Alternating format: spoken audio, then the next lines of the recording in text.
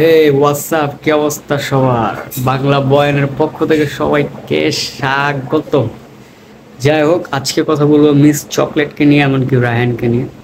So তাদের একটা মেসেঞ্জারে তাদের চ্যাট বা তাদের ভয়েস একটা, সেটা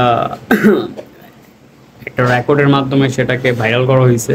সো সেটার ভিডিওটাই আমি আপনাদের দেখাবো। তো চলেন দেখে আসি তারা আসলে কি বললো রায়হানের বিষয়ে, মিস চকলেট। চলেন দেখে আসি। আর আরেক কথা হলো, তুমি যারা বেটার অপশন বলতেছো সে তোমার আগে থেকে আমার পিছে পিছে ঘুরে, আমি বার্তা দেই না। তোমার সাথে রিলেশনের পরেও ও আমার পিছে পিছে ঘুরছে, স্টিল আমার পিছে পিছে ঘুরতেছে। ভাই দেখো, ওরে আমার কিছু লুকানো লাগে না, তোমার সাথে আমার রিলেশন আমার লুকানো লাগে নাই ভাই। ও সবই জানতো, ও সব যায় না বুঝা সবকিছুই করে। আমি ইন ফিউচার যে রিলেশনে যাইও, তাও আমি সব আমার বিএফ কে জানায় বুঝাই তারপর যাবো। যেমন একটা বস্তির খানকির পোলার সাথে আমি রিলেশন করছিলাম, আর তারপর পরে হলো গাঞ্জা নিত, ড্রাগস নিত, এই জন্য আমি ছাইরা দিছি। আমি ভালোই হয়েছিলাম অপূর্বা, তোমার কারণে আমি খারাপ হইতেছি।